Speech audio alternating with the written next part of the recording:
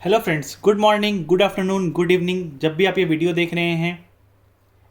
आज हम लोग पढ़ेंगे लीजेस के स्टैंडर्ड में क्या चेंज आया है विथ रिस्पेक्ट टू AS19 और IFRS 16 जो लीज का स्टैंडर्ड है ग्लोबली प्रैक्टिस में, उससे और इंड AS 116 में क्या चेंज आया है वो हम लोग डिस्कस करेंगे आज। लीजेस के बारे में डिस्कशन होगा। तो हमारा डिस्कशन का एजेंडा दो होगा। पहला, इंड AS 116 जो लीज का स्टैंडर्ड है वर्सेस IFRS 16 जो ग्लोबल लीज का स्टैंडर्ड है। फिर हम लोग डिस्कस करेंगे इंड AS 116 वर्सेस AS19 जो हमारा अकाउंटिंग स्टैंडर्ड डिज़ाइन में इसका स्टैंडर्ड था। तो ये हमारा दो डिस्कशन पॉइंट है, इसको हम लोग डिस्कस करते हैं वन बाय वन। आइए, पहला,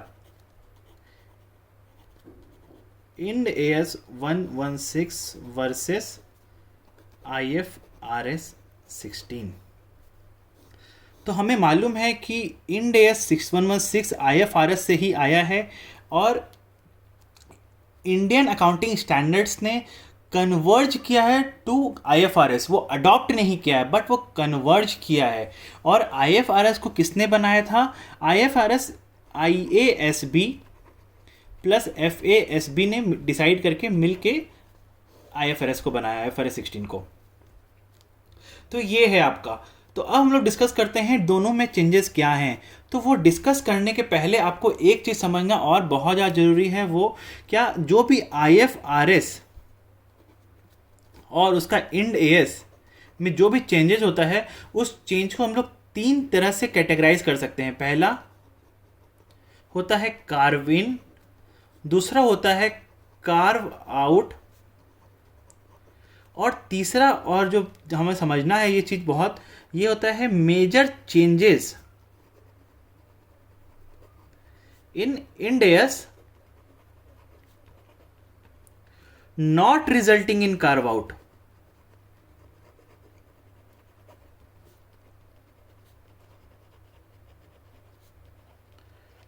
देखिए, कार्विन क्या होता है, जो इंड IFRS में नहीं था बट इंड AS में लाना पड़ा। क्यों? क्योंकि इंडियन सिनेरियो के हिसाब से उसको लाना की ज़रूरत थी, तो उसको लाया गया। मतलब जो भी IFRS का स्टैंडर्ड था उसमें ये एडिशन किया गया। कार्व आउट क्या होता है, जो IFRS का स्टैंडर्ड था और उसमें कोई प्रोविजन ऐसा था जो इंडियन सिनेरियो के अकॉर्डिंग वो वैलिड नहीं था, तो उस पैराग्राफ को डिलीट किया गया इंड AS में। वो होता है कार्व आउट। मतलब कार्विन वो होता है जो IFRS में नहीं है बट इंड AS में है। कार्व आउट वो होता है जो IFRS में है बट इंड AS में नहीं है। अब हमें समझना ये है कि ये क्या होता है। तीसरा जो कैटेगरी है वो क्या है, major changes in Ind AS not resulting in carve out. आपने पूछा सर अगर चेंज है तो वो या तो कार्व आउट होगा या कार्विन होगा, इन दोनों के अलावा और क्या हो सकता है? हो सकता है एक और कैटेगरी हो सकता है। समझते हैं क्या होता है। देखिए, हमारा स्टैंडर्ड दो तरह से हो सकता है। एक हो सकता है IFRS होता है एक स्टैंडर्ड, और एक होता है इंड AS। तो किसी चीज के अकाउंटिंग ट्रीटमेंट के लिए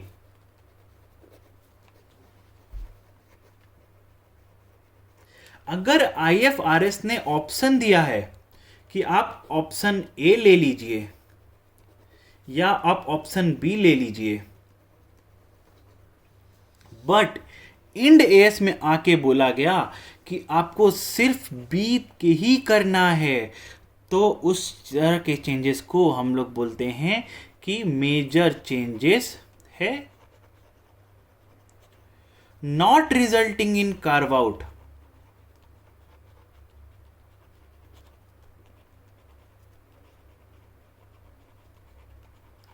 जैसे एक इसको एग्जांपल समझाता हूं। IFRS का एक स्टैंडर्ड है IAS 40 जो डील करता है इन्वेस्टमेंट प्रॉपर्टी से।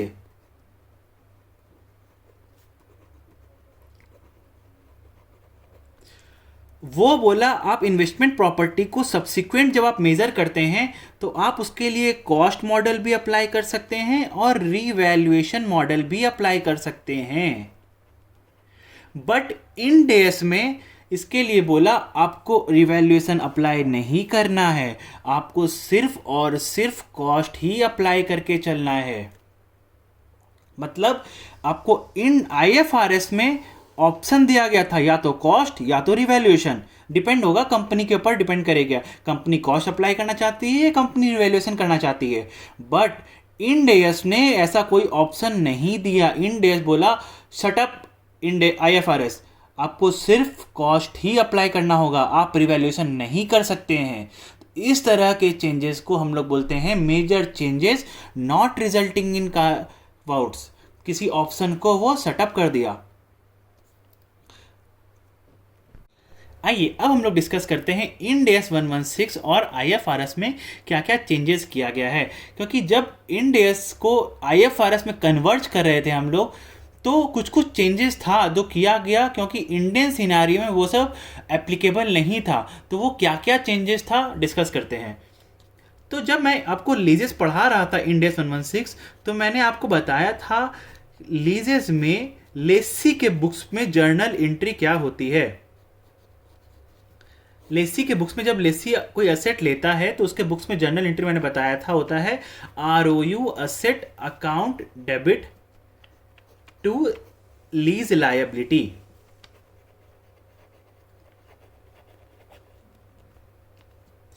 फिर मैंने बताया था आपको कि लीज लायबिलिटी आपका फाइनेंशियल लायबिलिटी है,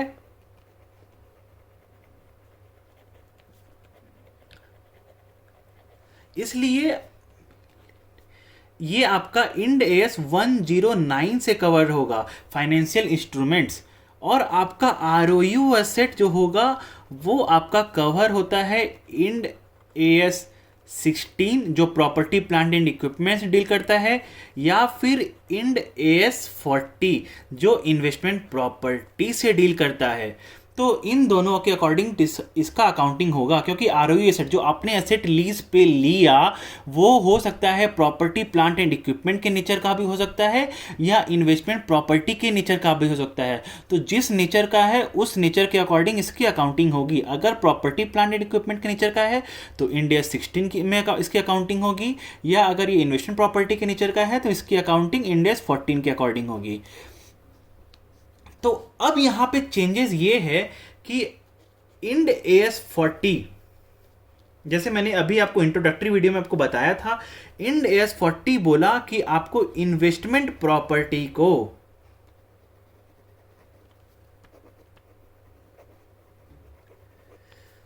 कॉस्ट मॉडल ही अप्लाई करना है। बट IAS 40 आपको ऑप्शन दिया था, आप कॉस्ट मॉडल भी अप्लाई कर सकते हो और रिवैल्यूएशन मॉडल भी अप्लाई कर सकते हो। तो ये ऑप्शन आपके इंड AS में नहीं दिया गया है। तो ये एक चेंज है आपके इंड AS में, और IFRS में ये चेंजेस है। तो ऐसा क्यों किया गया, ये ऑप्शन क्यों हटाया गया, एक और समझने के लिए, हम लोग बेटर अंडरस्टैंडिंग के लिए समझते हैं। देखिए, इंडिया जो है वो एक डेवलपिंग कंट्री है, इसकी मार्केट जो है बहुत ही इमर्ज करती है, और यहाँ पे जो भी रिटर्न्स होते हैं वो सारे रिटर्न्स बहुत ही वॉलेटाइल नेचर के होते हैं। तो और अब तो इस केस में कंपनीज क्या करेगी, अपने फाइनेंशियल स्टेटमेंट्स को ओवर स्टेट करने के लिए अपने जो फेयर वैल्यू जो शो करेगी अपने इन्वेस्टमेंट प्रॉपर्टी का, उसको बहुत ओवर स्टेट कर देगी। ओवर स्टेट करके एबनॉर्मल प्रॉफिट्स बुक कर सकती है अपने स्टेटमेंट ऑफ प्रॉफिट और लॉस में या अदर कॉम्प्रिहेंसिव इनकम में, जो कि दोनों ही कंसिडर होता है हमारे स्टेटमेंट ऑफ नेटवर्थ जो कैलकुलेट करते हैं उसमें दोनों ही कंसिडर होता है। तो एबनॉर्मल प्रॉफिट्स बुक कर सकती है। जब फेयर वैल्यू कराएगी उस प्रॉपर्टी का, उसको एबनॉर्मल प्रॉफिट जो नोशनल गेन या लॉस बुक करती है अपने बुक्स में, उसको नोशनल गेन ज़्यादा अमाउंट का आएगा, क्योंकि अगर जब फेयर वैल्यू कराएगी तो फेयर वैल्यू ज़्यादा अमाउंट का कराएगी, उससे उसका बैलेंस शीट ज़्यादा अच्छा दिखेगा, और उसका प्रॉफिट रिवैल्यूएशन से प्रॉफिट आएगा वो प्रॉफिट भी ज़्यादा दिखेगा। तो इस केसेस में कंपनीज यहाँ पे मैल प्रैक्टिस कर सकती है, तो इसलिए यहाँ पे ये ऑप्शन इंडिया के केसेस में हटा के चले हैं। तो इसलिए यहाँ पे बोला गया कि इंडिया के केसेस में यहाँ पे आपको सिर्फ इन्वेस्टमेंट प्रॉपर्टी को कॉस्ट मॉडल ही अप्लाई करके चलना है, रिवैल्यूएशन मॉडल का ऑप्शन नहीं दिया गया यहाँ पे।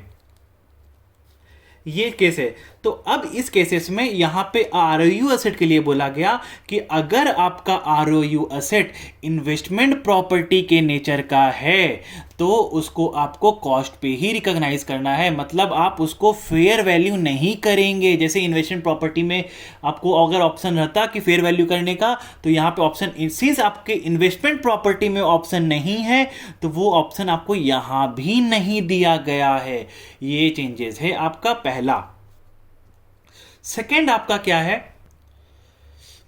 सेकेंड पे जाने के पहले आपको मैं बताना चाहूंगा, सिंस यहां पे भी अगेन ये ऑप्शन वाली बात की गई थी, तो ये आपका चेंजेज है आईएफआरएस और इंड एस में, बट ये कार्विन भी नहीं है और ये कार्व आउट भी नहीं है। ये आपका है major changes in Ind AS not resulting into carve outs, क्योंकि देखिए ये ऑप्शन वाली बात कही गई थी यहाँ पे आईएएस 40 में, बट इंड एस में आके वो ऑप्शन हटा दिया गया है, क्योंकि इंडिया के मॉडल के अकॉर्डिंग, इंडिया की जो मार्केट है उसके अकॉर्डिंग यहाँ पे ये सूटेबल नहीं था, तो इसलिए ये कार्व आउट नहीं होगा। अब हम लोग चलते हैं अपने सेकेंड जो चेंजेस है उस पे। सेकेंड जो चेंज है वो भी वही है, वो भी major changes not resulting in carve out ही है। तो उसमें सेकेंड जो चेंजेस है उसमें बोला गया जो आपका इंटरेस्ट पेमेंट्स होता है,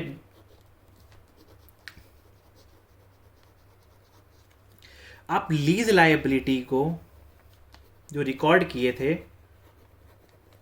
अकॉर्डिंग टू इंड एएस 109, मैंने आपको बताया था यहां पे आप इसको अमोर्टाइज करके चलते हैं। तो जब आप अमोर्टाइज करते हैं इसको, तो आप अमोर्टाइजेशन टेबल में दो चीज निकालते हैं, एक इसका प्रिंसिपल पार्ट कितना है और एक इसका इंटरेस्ट पार्ट कितना है। तो जो इंटरेस्ट पोर्शन होता है वो उसके रिस्पेक्ट में चेंजेस आया है। तो यहां पे इंड एस बोला कि आपको कैश फ्लो में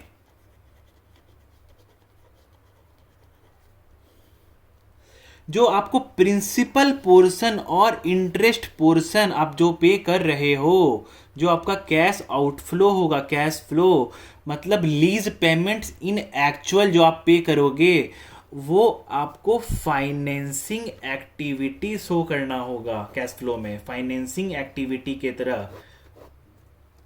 बट आपको यहां पे इंड एस ने बोला, जो सॉरी आईएफआरएस ने बोला, जो आईएएस 7 है कैश फ्लो के लिए, वो बोला आप इसको फाइनेंसिंग भी ट्रीट कर सकते हैं और आप इसको ऑपरेटिंग भी ट्रीट कर सकते हैं। ऐसा क्यों? देखिए फाइनेंसिंग तो हम लोग समझे क्योंकि जो हम असेट जो लीज पे ले रहे हैं, this is more of in the nature of financing only. But operating क्यों? क्योंकि देखिए ग्लोबली ये प्रैक्टिस माना जाता है, जो आप अपने असेट को लीज पे ले रहे हैं वो आप अपने बिजनेस के ऑपरेशंस के लिए ले रहे हैं, तो उससे रिलेटेड जो भी आप एक्सपेंस करते हैं वो एक ऑपरेटिंग एक्सपेंस होता है। इसको आप और बेटर अंडरस्टैंडिंग के लिए आप ये भी बोल सकते हैं कि यूएस गैप, यहां तक इसको इतना बोल दिया गया है कि यूएस गैप बोला आप इसको फाइनेंसिंग तो ले ही नहीं सकते हैं, इंटरेस्ट पोर्शन जो भी है आपका वो सारा का सारा ऑपरेटिंग ही होगा। ग्लोबली इस तरह से प्रैक्टिस हो रहा है यहां पे। देखिए यूएस मार्केट में इसको ऑपरेटिंग बोला गया, पूरा आपको ऑपरेटिंग लेना मैंडेटरी है। आईएफआरएस ने अगेन ऑप्शन दिया कि आपको फाइनेंसिंग भी ले कर सकते हैं, आप इसको ऑपरेटिंग भी कर सकते हैं, बट इंडियन मार्केट में ये करना सुटेबल नहीं लगा, बट इसलिए इसको बोला आप इसको फाइनेंसिंग ट्रीट करके चलिए। यहाँ पे ऑपरेटिंग का ऑप्शन आपको नहीं दिया गया है, तो ये भी आपका एक चेंजेस था। बट चेंजेस क्या था, आपको मेजर चेंजेस है बट ये कार्व आउट नहीं है। क्यों? क्योंकि आपके आईएफआरएस में ऑप्शन दिया गया था बट इंड एस ने आपसे वो ऑप्शन छीन लिया, तो इसलिए ये चेंज है आपके इंड एस में बट कार्व आउट नहीं है ये। तो ये हमारा बस ये दो ही चेंजेस था आपके IFRS 16 और इंड AS 116 में। अब हम लोग डिस्कस करेंगे हमारे इंड AS 116 में और AS 19 में क्या क्या चेंजेस थे। तो सबसे पहला चेंजेस जो है आपके इंड AS 116 में और AS 19 में, वो है डेफिनेशन के लिए। डेफिनेशन में as सच कोई चेंज नहीं है, बट एक कॉन्सेप्ट है जो चेंज है। देखिए मैंने आपको डेफिनेशन जो आपके इंड AS 116 में बताया था लीज के लिए, क्या बताया था? सबसे पहले वो कॉन्ट्रैक्ट होना जरूरी है। कॉन्ट्रैक्ट किस चीज का होगा? राइट ऑफ यूज का। राइट ऑफ यूज किस चीज का आप लेंगे? आइडेंटिफाइड असेट का। जो आप आइडेंटिफाइड एसेट का राइट ऑफ यूज ले रहे हैं वो क्या आप हमेशा के लिए लेंगे? नहीं, आप अग्रीड पीरियड ऑफ टाइम के लिए लेंगे।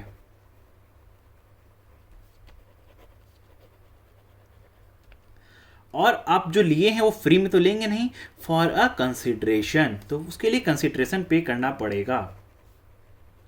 तो ये जो डेफिनेशन है ये मोर और लेस सेम है आपके इंड AS 116 में और AS 19 में, बट जो चेंज आया है वो चेंज आया है कॉन्सेप्ट ऑफ कंट्रोल का।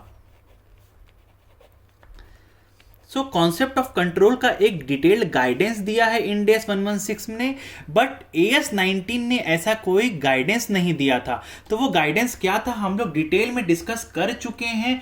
मैं जो डिटेल में डिस्कस किया उसका वीडियो का डिस्क्रिप्शन में उसका लिंक दे दूंगा। मैं फिर भी एक ब्रीफ में उसके अंडरस्टैंडिंग देके चलता हूं मैं अभी आप लोगों को। कॉन्सेप्ट ऑफ कंट्रोल के लिए मैंने आपसे 3 बातें डिस्कस की थी, जो था rights to direct the use of the asset, substantial substitution rights, third था substantially all the economic benefits from the use of the asset. तो rights to direct the use में क्या था कि उस असेट का ऑपरेटिंग डिसीजंस कौन ले रहा है।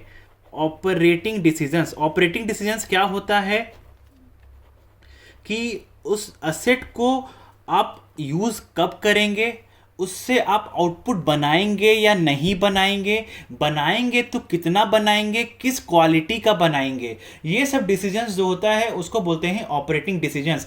अगर ये ऑपरेटिंग डिसीजंस लेसी ले रहा है तो हम लोग उसको बोलते हैं लेसी के पास राइट ऑफ यूज का कंट्रोल है।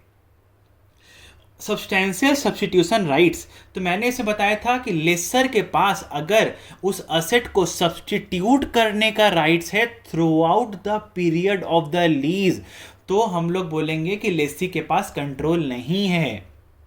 इसमें मैंने आप लोगों को 2 कंडीशन बताया था कि लेसर के पास प्रैक्टिकल एबिलिटी होना चाहिए कि वो सब्स्टिट्यूट कर सकता है, और सब्स्टिट्यूशन से लेसर को इकोनॉमिक में बेनिफिट भी होना चाहिए, इकोनॉमिक बेनिफिट होना चाहिए।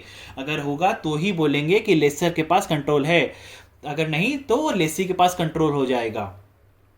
फिर मैंने बोला था substantially all the economic benefits from the use of the asset. यहां पे मैंने फोकस किया था यूज ऑफ द असेट पे।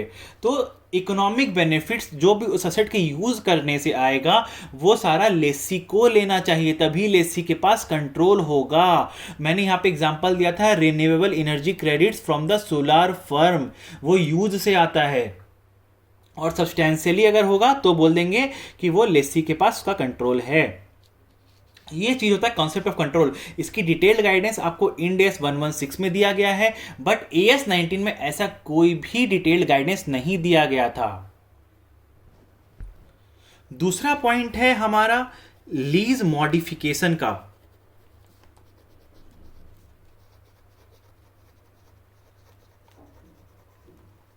तो लीज मॉडिफिकेशन में मैंने आपको बताया था 2 तरह से आपका लीज मॉडिफाई हो सकता है, या तो आपका स्कोप में या तो आपका कंसीडरेशन में। अगर स्कोप आका अगेन फ्यूचर में आपका इंक्रीज कर सकता है आपका, या डिक्रीज भी कर सकता है। कंसीडरेशन अगेन आपका इंक्रीज भी कर सकता है फ्यूचर में और डिक्रीज भी कर सकता है। तो हर के लिए सेपरेट अकाउंटिंग ट्रीटमेंट है जो मैंने अगेन डिस्कस कर चुका हूं, तो उसका मैं डिस्क्रिप्शन में लिंक दे दूंगा आपको, उसका डिटेल्ड अकाउंटिंग आप वहां से जाके समझ सकते हैं। तो ये डिटेल्ड गाइडेंस आपके इंड AS 116 में दिया हुआ है, डिटेल्ड गाइडेंस दिया हुआ है। बट AS 19 ऐसा कोई भी डिटेल्ड गाइडेंस के लिए नहीं देके चला था लीज मॉडिफिकेशन से रिलेटेड। तीसरा होता है आपका जो चेंजेस है वो है क्लासिफिकेशन का चेंज। क्लासिफिकेशन के चेंज में मैंने आप लोगों को बताया था कि एक होता है आपका लेसर और एक होता है आपका लेसी। तो लेसर आपके लिए पहले क्लासिफाई करना था operating lease and finance lease. ये AS 19 के परव्यू में बात कर रहा हूं मैं। लेसी को भी क्लासिफाई करना था पड़ता था operating lease and financial lease. Ind AS में क्या चेंज है इसके लिए वो देखते हैं। इंड AS बोला यहाँ पे कोई भी चेंज नहीं है, सेम है यहाँ पे। बट आपका जो इंड AS लेसी के लिए बोला आपका ऐसा कुछ नहीं होगा, यहाँ पे एक सिंगल लीज अकाउंटिंग मॉडल है।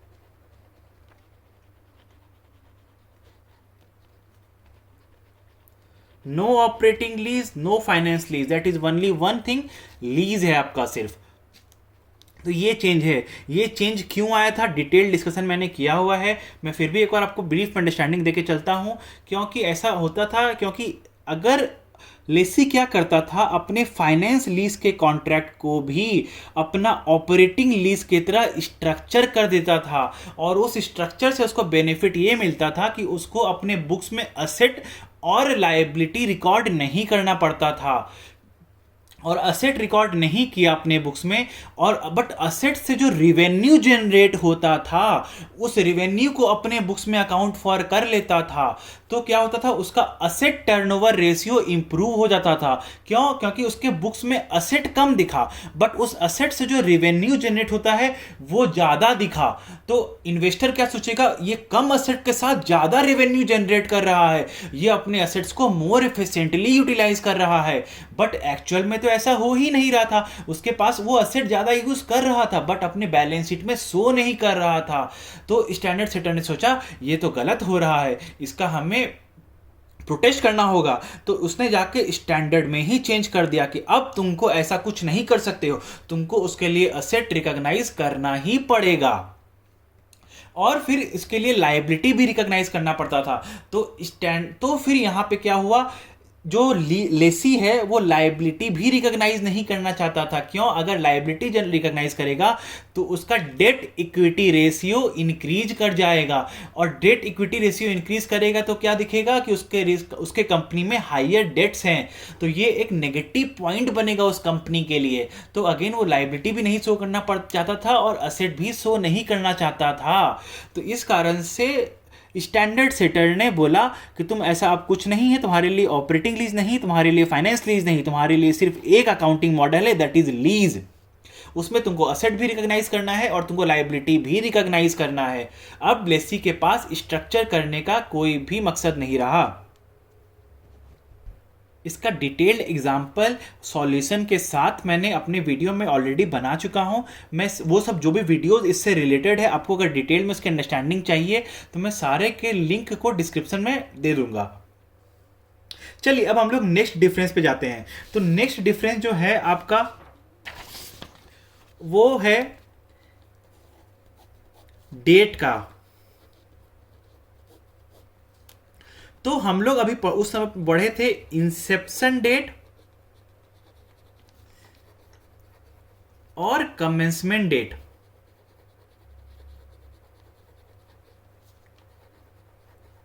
इंसेप्शन डेट के लिए मैंने आपको क्या बताया था, जिस दिन कॉन्ट्रैक्ट साइन होता है उसको बोलते हैं इंसेप्शन डेट, और जिस दिन असेट जो लीज पे लिया गया है वो लेसी को अवेलेबल करा दिया जाता है, वो होता है कमेंसमेंट डेट।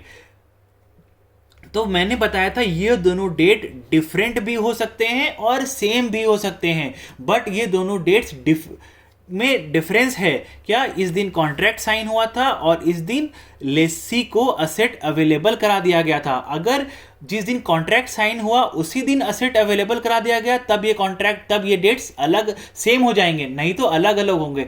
बट ऐसा कोई भी डिस्टिंक्शन AS में नहीं बोला गया था, AS 19 में ऐसा कोई भी डिस्टिंक्शन नहीं बोला गया था। ये इंड AS एक्सप्लेन किया इस चीज को।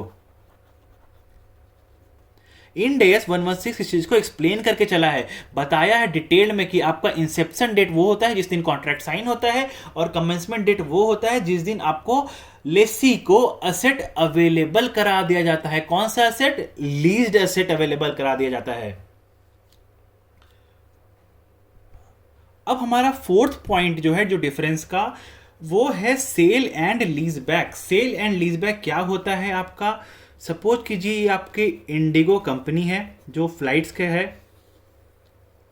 और ये बैंक है। तो ये असेट को इंडिगो क्या करेगी? एयरक्राफ्ट कंपनी से असेट को परचेज करेगी और ये बैंक को सेल कर देती है और इससे वापस से लीज में ले लेती है। अब आप सोच रहे होंगे ऐसा क्यों करती है कंपनीज?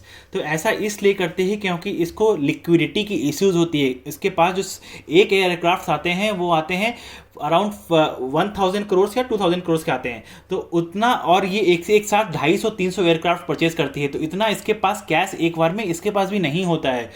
तो ये क्या करती है? बैंक के पास जाती है, बोलती है बैंक को कि आप मेरे से ये असेट्स परचेज कर लो।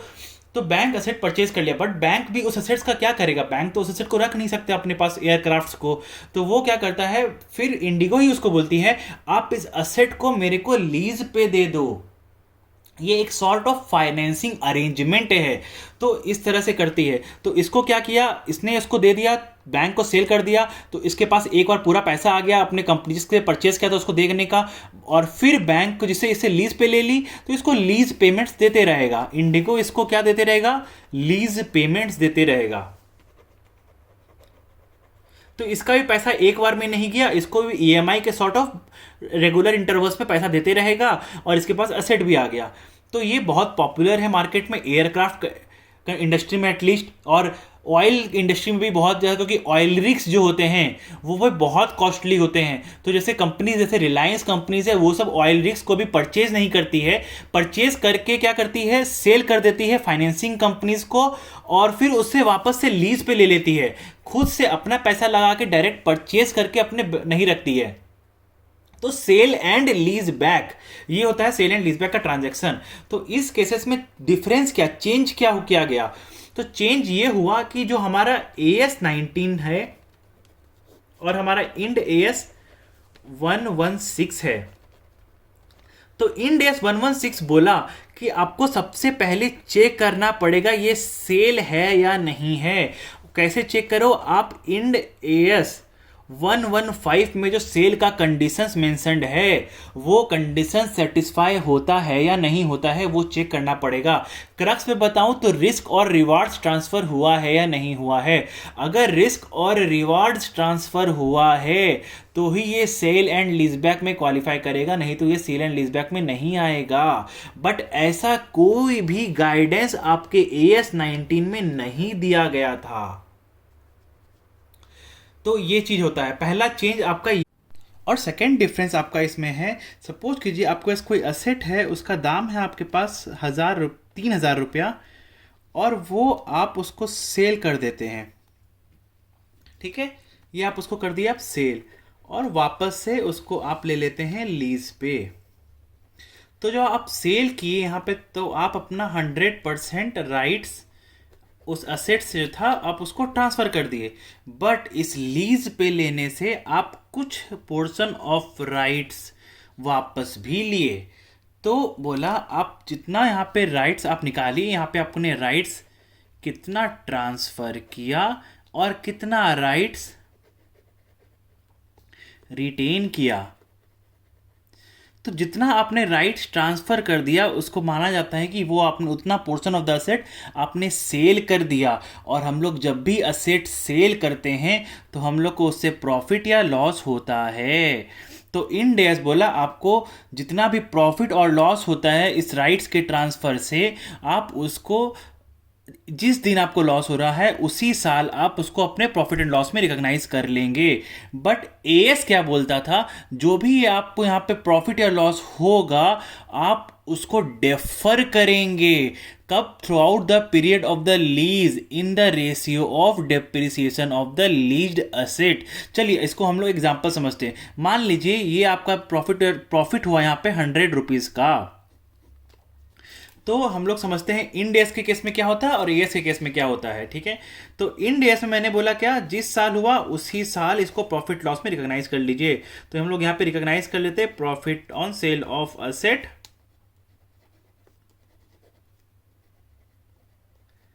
कितना, ₹100। बट अगर ये हमारा AS-19 होता और हमारा सपोज कीजिए लीज टर्म होता 3 इयर्स का, तो हम लोग बोलिए मेरा ये असेट को हम लोग अमोर्टाइज, सपोज कीजिए राइट्स ऑफ यूज जो था मेरा वो था इसके लिए मेरा 2400 का, ठीक है। तो हम लोग इसको डिप्रिशिएट करते 800 800 800 करके इसको डिप्रिशिएट करते, राइट ऑफ यूज एसेट को हम लोग डिप्रिशिएट करते यहाँ पे। और तो बोला इस ही रेशियो में आप इस 100 रुपया को डेफर कीजिए। तो 100 मतलब यहाँ पे क्या हुआ, 1:1:1 का रेशियो आ गया। तो मतलब -33.33 -33.33 -33.33, ये हो गया आपका डिफरेंस। मतलब इन डेज बोला जितना प्रॉफिट या लॉस है आप उसको उसी साल में रिकॉग्नाइज कर लीजिए, और एएस बोला आपको डेफर करना होगा प्रॉफिट और लॉस को, डेफर करना। और डेफर भी कब? Through out the lease period in the ratio of depreciation of the leased asset. ये हो आपका दोनों डिफरेंस। आइए आगे बढ़ते हैं। आपका फिफ्थ डिफरेंस है इनिशियल डायरेक्ट कॉस्ट जो लेसर का लगा। इनिशियल डायरेक्ट कॉस्ट मतलब ऐसा खर्चा जो लेसर ने किया फॉर ऑब्टेनिंग दैट लीज, उस लीज से स्पेसिफिक, उस लीज कॉन्ट्रैक्ट को लेने के लिए स्पेसिफिक जो लेसर ने एक्सपेंस किया उसको बोलते हैं इनिशियल डायरेक्ट कॉस्ट। तो देखिए लेसर दो तरह से हो सकता है, जो लीज असेट है उसका मैन्युफैक्चरर हो सकता है या फिर नॉन मैन्युफैक्चरर हो सकता है। मैन्युफैक्चरर और डीलर का मतलब वो जो असेट लीज पे दिया है उस असेट का वो मैन्युफैक्चर ही खुद करता है या फिर उस असेट से ही वो डील करता है, उस असेट को ही बेचता और खरीदता है, ठीक है। ये मैन्युफैक्चरर डीलर हुआ। अगर जो लेसर इस नेचर का है, मैन्युफैक्चरर और डीलर नेचर का है, तो एएस बोला आप इसको जो भी इनिशियल डायरेक्ट कॉस्ट होगा, इनिशियल डायरेक्ट कॉस्ट आप इसको एज एन एक्सपेंस ट्रीट कर लीजिए इमीडिएटली, तुरंत ही ये आपका एक्सपेंस बन जाएगा, ठीक है। आपके इसके लिए इन डेज बोला सेम, कोई डिफरेंस नहीं। इन डेज भी बोला अगर मैन्युफैक्चरर और डीलर उस सेट का है तो जो भी आपका इनिशियल डायरेक्ट कॉस्ट है उसको आप तुरंत ही एक्सपेंस आउट कर दीजिए। बट डिफरेंस यहां पे आता है आपका, अगर वो मैन्युफैक्चरर और डीलर नहीं रहा तो एएस बोला आप उसको एक्सपेंस को जो भी हो रहा है आप उसको या तो इमीडिएटली या आप उसको डेफर कर दीजिए through out the lease term. मतलब जो भी इनिशियल डायरेक्ट कॉस्ट होगा लेसर का, अगर लेसर नॉन मैन्युफैक्चरर या नॉन डीलर है, मतलब उस असेट से डील नहीं करता है लेसर, तो उस केस में लेसर क्या करेगा, जो भी एक्सपेंसेस लगेगा असेट को लीज पे देने के लिए उसको तुरंत ही एक्सपेंस ऑफ कर देगा या फिर डेफर कर देगा through out the lease term. But end S यहां पे बोला उसको एक्सपेंस ऑफ करने की ज़रूरत नहीं है, हम उसको इम्बेड कर देंगे इंटरेस्ट रेट में। कैसे? देखिए मैंने बताया था आप लोगों को कि जो इंटरेस्ट रेट आपके जो भी लीज रिसीवेबल होता है, जो आपको रिसीवेबल होता है किसको, लेसर को, फ्रॉम लेसी, लीज रिसीवेबल, उसको हम लोग बोलते हैं नेट इन्वेस्टमेंट इन लीज।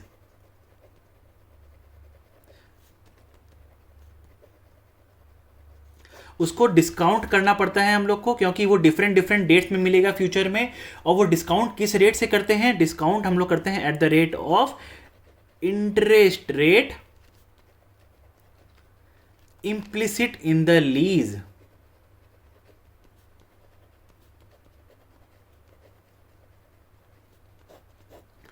ठीक है, आपको इंड एस बोला आप जो लीज रिसीवेबल मतलब लेसी से जितना भी हमको पेमेंट्स मिलेगा फ्यूचर में उसको हम लोग बोलते हैं लीज रिसीवेबल या फिर बोलते हैं नेट इन्वेस्टमेंट इन लीज। ठीक है, उसको आप फ्यूचर में मिलेगा तो आप उसका आज का वैल्यू निकालेंगे रिकॉर्ड करने के लिए अपने फाइनेंशियल स्टेटमेंट्स में। तो आप उसको निकालने के लिए, क्योंकि ये फ्यूचर में मिलेगा तो उसका प्रेजेंट वैल्यू निकालने के लिए आपको एक डिस्काउंट रेट चाहिए होगा। और वो डिस्काउंट रेट कौन सा होगा? Interest rate implicit in the lease होता है। और interest rate implicit in the lease के लिए मैंने आप लोगों को बताया था ये लॉजिक होता है उसका। देखिए, इंटरेस्ट रेट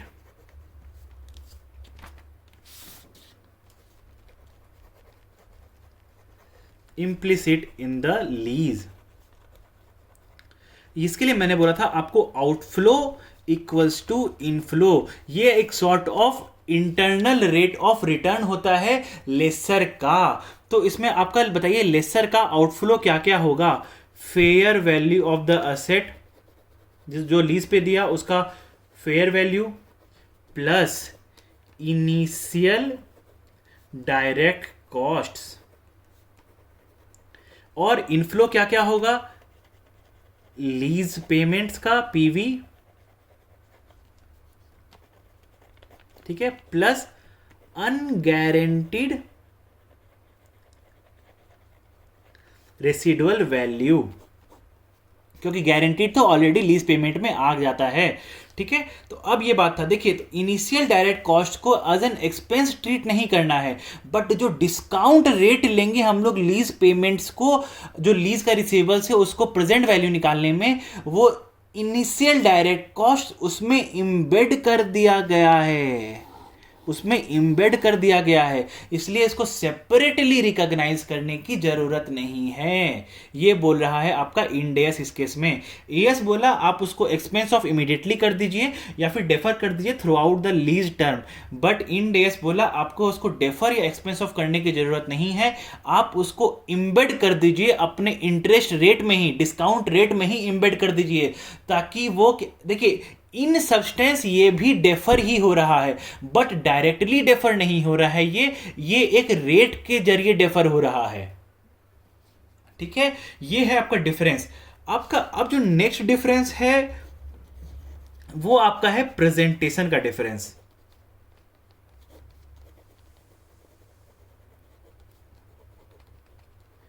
देखिए, मेजर चेंज जो इंड एस में आया गया है AS 19 से, वो आपका है लेसी के अकाउंटिंग मॉडल में। लेसी अकाउंटिंग मॉडल यही आपका एक मेजर चेंज है।